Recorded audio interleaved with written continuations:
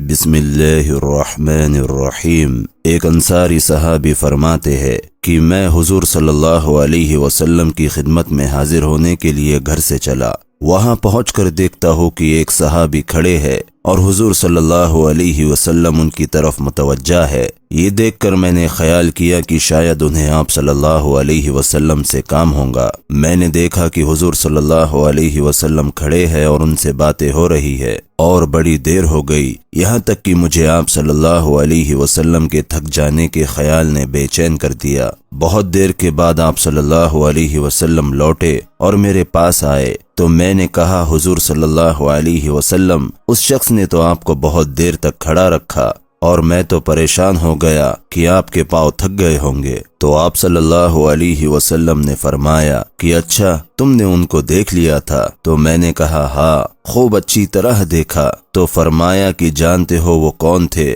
وہ جبریل علیہ السلام تھے اور وہ مجھے پڑوسیوں کے حقوق کی تاکید کر رہے تھے، یہاں تک کہ اتنے حقوق بیان کیے کہ مجھے کھٹکا ہوا کہ غالباً آج تو پڑوسی کو وارث ہی ٹھہرا دیں گے۔ بجار میں حضور صلی اللہ علیہ وسلم نے فرمایا کہ پڑوسی تین طرح کے ہیں، ایک حق والا یعنی ادنا، دو حق والے اور تین حق والے یعنی اعلیٰ۔ ایک حق والا وہ ہے جو مشرک ہو اور اس سے رشتہ داری نہ ہو، دو حق والا وہ ہے جو مسلمان ہو اور رشتہ دار نہ ہو، ایک حق اسلام، دوسرا حق پڑوسی، اور تین حق والا وہ ہے جو مسلمان بھی ہو اور پڑوسی بھی ہو اور رشتے ناتے کا بھی ہو۔ تو ایک حق اسلام، دوسرا حق ہمسائیگی، تیسرا حق صلہ رحمی، یہ تین حق اس کے ہوں گے۔ مسند احمد میں ہے کہ حضرت عائشہ صدیقہ رضی اللہ عنہا نے رسول اللہ صلی اللہ علیہ وسلم سے پوچھا کہ میرے دو پڑوسی ہیں، میں ایک کو تحفہ بھیجنا چاہتی ہوں تو کسے بھجواؤں؟ اس پر آپ صلی اللہ علیہ وسلم نے فرمایا، جس کا دروازہ تمہارے گھر سے قریب ہو۔ اور طبرانی میں ہے کہ رسول اللہ صلی اللہ علیہ وسلم نے وضو کیا تو لوگوں نے آپ کے وضو کے پانی کو لینا اور ملنا شروع کیا،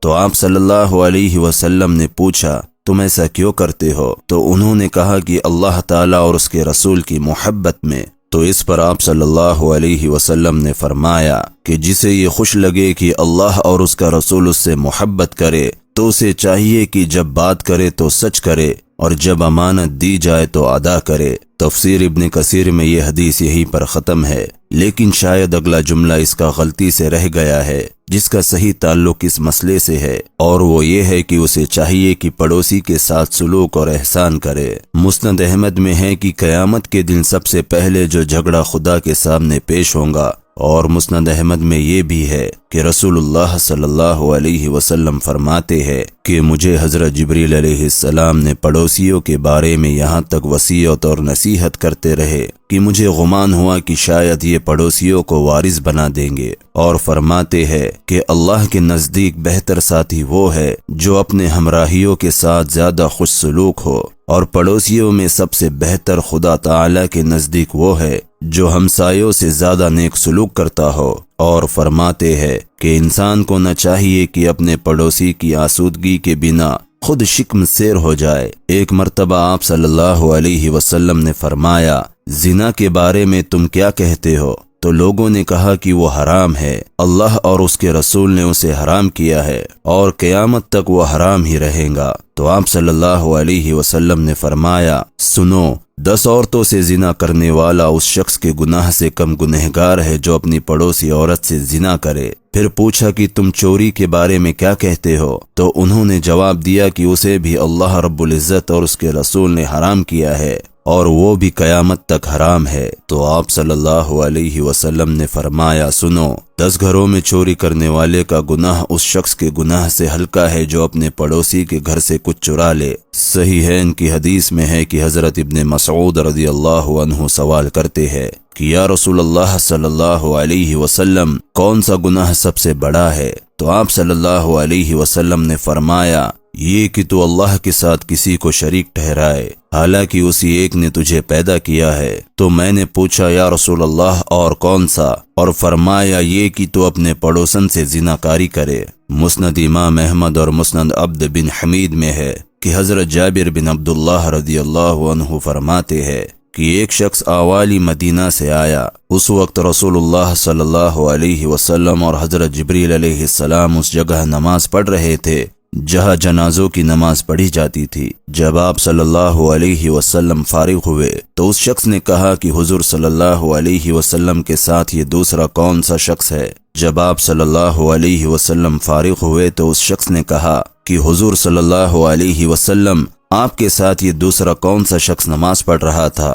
تو آپ صلی اللہ علیہ وسلم نے فرمایا کہ کیا تم نے انہیں دیکھا؟ تو اس نے کہا کہ ہاں۔ تو فرمایا کہ تم نے بہت بڑی بھلائی دیکھی۔ یہ جبریل علیہ السلام تھے جو مجھے پڑوسیوں کے بارے میں وصیت کرتے رہے، یہاں تک کہ میں نے دیکھا کہ اسے عنقریب وارث بنا دیں گے۔ مسلم شریف کے اندر ابو ذر غفاری رضی اللہ عنہ سے ایک روایت ہے کہ حضور صلی اللہ علیہ وسلم نے بطور وصیت کے حضرت ابو ذر غفاری رضی اللہ عنہ سے فرمایا کہ جب تم کھانے کی ہنڈیاں تیار کرو تو اس میں ذرا شوربہ زیادہ کر دیا کرو تاکہ تم اپنے پڑوسیوں کے پاس بھی کچھ بھیج سکو۔ حضرت ابو ذر غفاری رضی اللہ عنہ کو جو وصیت کی ہے وہ پوری امت کے لیے ہے، اکیلے ان کے لیے نہیں ہے۔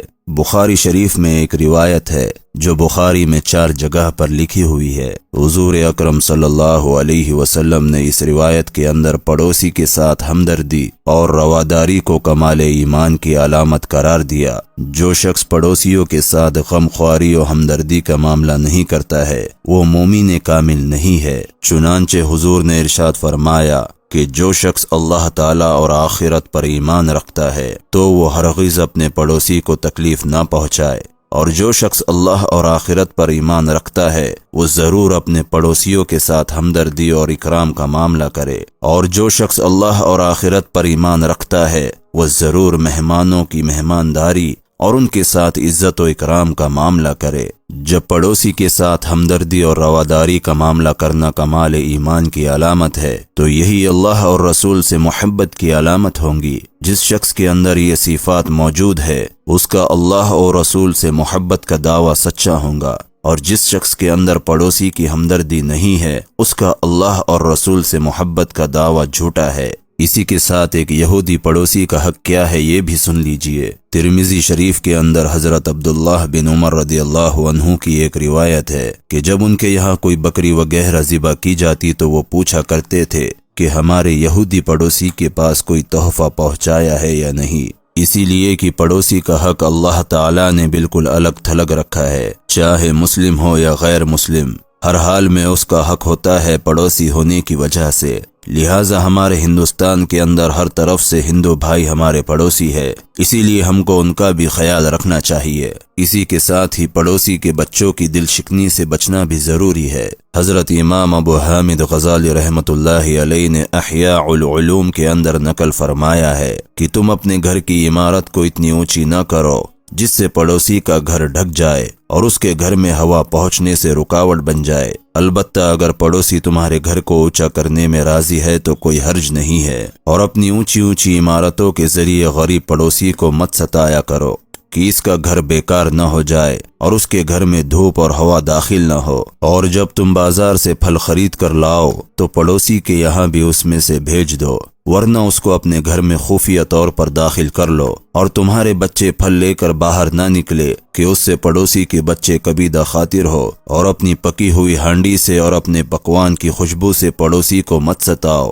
ہاں البتہ پڑوسی کے یہاں اس میں سے کچھ بھیجنے کا ارادہ ہو تو کوئی حرج نہیں۔ اسی کے ساتھ پڑوسی کے حق کے بارے میں 2 حدیثیں اور سن لیجئے۔ حضرت ابو ہریرہ رضی اللہ عنہ روایت کرتے ہیں کہ ایک شخص نے عرض کیا کہ یا رسول اللہ، فلاں عورت کے بارے میں یہ مشہور ہے کہ وہ کثرت سے روزہ نماز اور صدقہ خیرات کرنے والی ہے، لیکن اپنے پڑوسیوں کو اپنی زبان سے تکلیف دیتی ہے، یعنی برا بھلا کہتی ہے۔ تو رسول اللہ صلی اللہ علیہ وسلم نے فرمایا وہ دوزخ میں ہے۔ پھر ایک شخص نے عرض کیا کہ یا رسول اللہ، فلاں عورت کے بارے میں مشہور ہے کہ وہ نفلی روزہ صدقہ خیرات اور نماز تو کم کرتی ہے، بلکہ اس کا صدقہ و خیرات پنیر کے کچھ ٹکڑوں سے آگے نہیں بڑھتا، لیکن وہ اپنے پڑوسیوں کو اپنی زبان سے کوئی تکلیف نہیں دیتی۔ تو رسول اللہ صلی اللہ علیہ وسلم نے فرمایا کہ وہ جنت میں ہے۔ حضرت عبداللہ بن مسعود رضی اللہ عنہ فرماتے ہیں کہ ایک شخص نے پوچھا یا رسول اللہ صلی اللہ علیہ وسلم،